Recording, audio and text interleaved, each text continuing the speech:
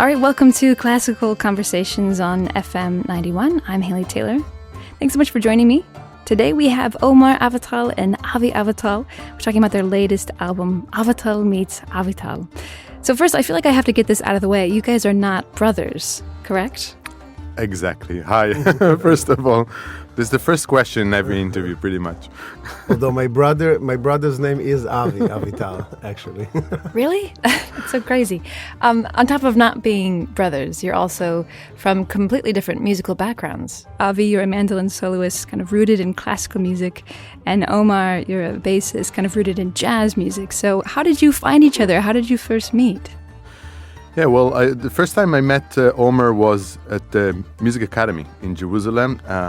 That's the school we both went to. I went to the classical department. As you mentioned, Omer went to the jazz department. And, you know, we met like people meet in these schools, in the cafeteria. I think we kind of were curious about each other's music, and we established this friendship that kept going also when Omer moved to New York and I moved to Italy, each one going in their direction. And yeah, the idea was to do something together.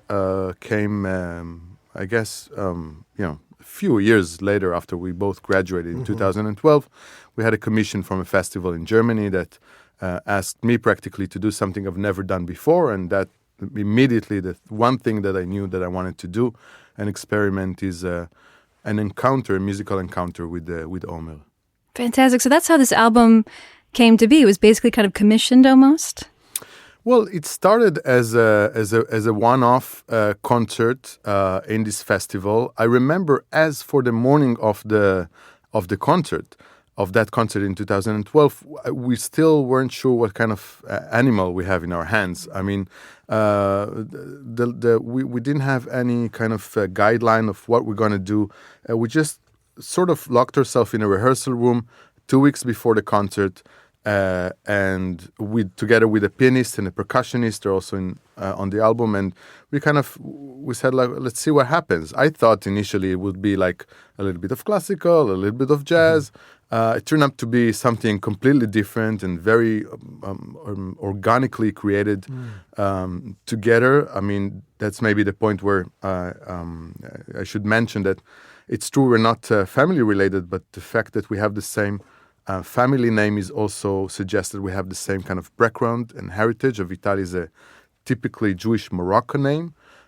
We both grew up in Israel, two families that came from Morocco and from Yemen, and this kind of cultural identity is very specific and particular in Israel, and that became while we're doing the creative process the DNA of the project, really.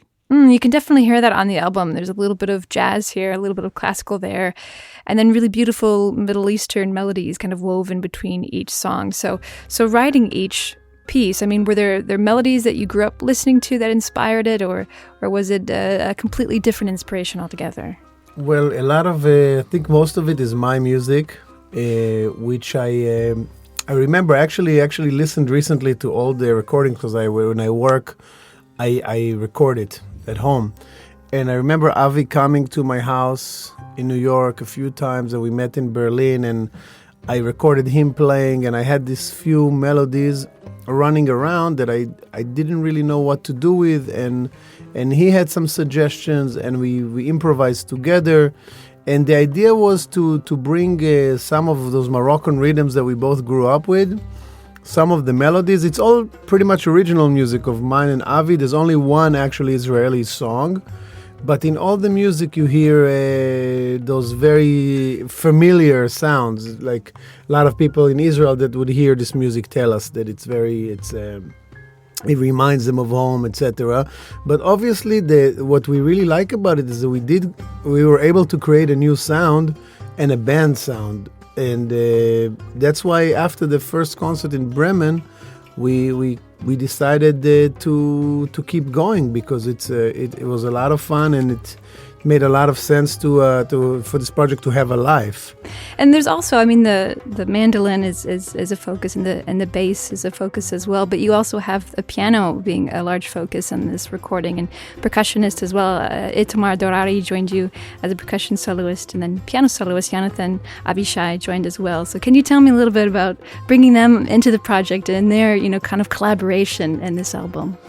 Yeah, so what began as really a dialogue between Omer and myself, we knew that we wanted to add some sounds and some instruments to the band. And, I think the first choice we made was pretty obvious, and that was Itamar Doari on the percussions, because I think in every concert, in every project that I do that has percussions, that's the percussionist I would call.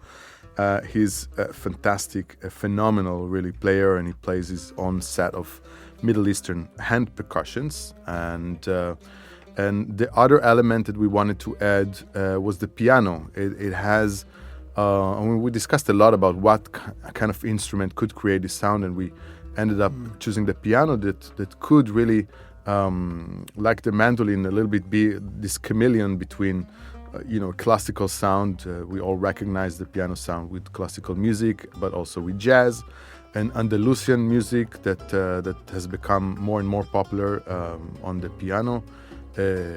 Pianists like Maurice Almadioni really kind of made the sound of the piano together with in Andalusian music, and that's the kind of flavor and the color that we wanted to add.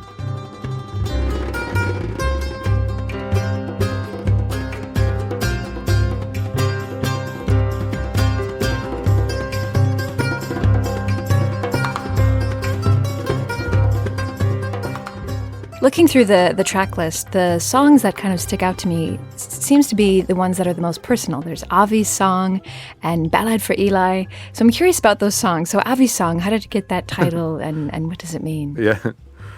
Well, Avi's song is pretty much the first time I wrote anything of that kind. I mean, I'm a classical musician. I went to classical studies. No one ever taught me how to compose or to improvise. It wasn't part of my set of skills. But I knew in this project that I also wanted to compose. I wanted to be to have my creative input, and I really kind of challenged myself to write something. And the result I really liked very much, but I realized that finding a title for it is the difficult part. And it's funny. I remember every time we do it we rehearsed it in the rehearsal room or in the studio.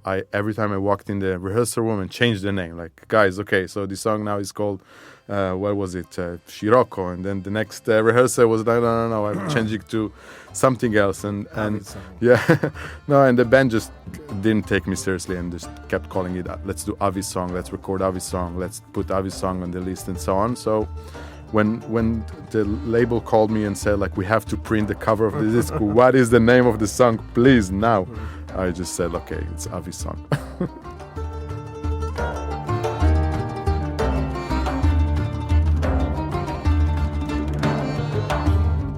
And also, Ballad for Eli, what's the story behind that one? That's the piece I wrote for my father. We call it Eli. We say Eli, but it's Eli. And it's I composed it after he passed away in 2007, pretty much right after, and then I worked it out. So it's a very moving song, and I never played it before I did this project with Avi because it was not really a jazz song and had this very specific type of atmosphere, and like Avi and the mandolin seemed like the perfect, voice to express the song, and it's been definitely one of our favorites. It's a pretty ballad, so that's I'm very happy that it found a way like this to be performed. Oh, it was such a beautiful song. Thank you.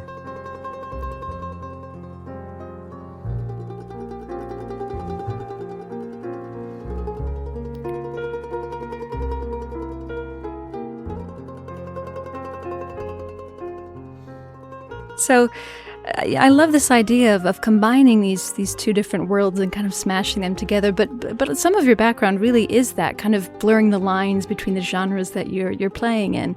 For this specific project, how did you feel challenged, specifically working on this project versus other albums that you've done in the past? Well, there were a lot of elements in this album for me that, as a classical musician, were out of my comfort zone, so to speak. I remember when we just first starting to, discuss about the project, and when I went to visit Omer in New York and so on, improvisation wasn't part of my, I wasn't improvising as Omer Avital was improvising, not even getting close to that. And I remember having this kind of, every time we rehearsed, I was actually kind of panicking every time, like an improvisation session. We were approaching this improvisation session. I had to improvise, and I would be shied off, or like wouldn't be as good as I play a melody that is written. And vice versa. So I remember reading some music that was written, and for the other band members, that was the part where I thought they're under, they're like 70% of what I know them, because they read music. And in one of the breaks that we took, it was, I remember this conversation very well. They asked me why do you panic when you have to improvise? And I said when I have written music, I feel safe, because I have to play the right note at the right time, and then I don't do mistakes. With improvising, I'm afraid of making mistakes. I don't feel safe. And I remember they all went kind of, there was an aha moment, because Omer told me, oh, interesting, because written music, every note that is printed there is an opportunity to make a mistake. And with improvisation, you simply cannot make mistakes. And I think it was a very... a very formative moment for me also. And from that point, I really kind of understood that you could look at the same thing from two different angles, and that's from then. Obviously, now I have absolute pleasure on improvising on stage, and I find this really challenging and in a wonderful way as a, let's say, classically trained musician. And Omer, for you, what was a good challenge on this album? For me, it was probably, like Avi said, the other way, where we are very used to, having those simple songs, and everybody plays the melody the way they want to play it, and jazz musicians are very much into their own interpretation, and again, the solos are a part of our lives, and what we experience is, first of all, to write it. For me as a composer, it was a pleasure that Avi really, really takes the melodies serious. And again, a lot of these songs, or most of them, the absolute majority, I wouldn't be able to play with a jazz band. But even if I did, it would be very, very, very different. Avi treats a melody like a singer or classical musician. So, and the dynamics, and we had to work on music and rehearsing, 20 times more than we usually rehearse. Working on every moment of the melody and the colors, things that really took a long time to understand. But since actually we all have classical backgrounds, even Jonathan, the pianist, and myself, we all grew up in Israel and studied classical, so it's not very, very foreign, but it's out of our daily routine, so to speak. And so that's one thing. And having Avi improvise and building creating that whole tension between the written music and the improvised parts, which Avi, I like the fact that, for him, an improvisation is just another part of the composition.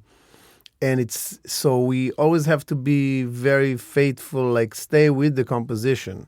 So whenever we stray, we have to go back, So it's a little bit of two things pushing to different directions, but there's the energy that is created, or that tension is very, very positive, and I think it defines the project. That's why it's good. That's why people are excited in a certain way when they hear the concert. It's different than Avi playing Bach or I'm playing jazz, or it's a little island of its own, I would say. That does sound like a lot of fun. Well, thank you so much for joining me today again, Omer Avital, Avi Avital, talking about their latest album, Avital Meets Avital, on Deutsche Grammophon. Thank you so much again for the conversation. Thank you. Thank you.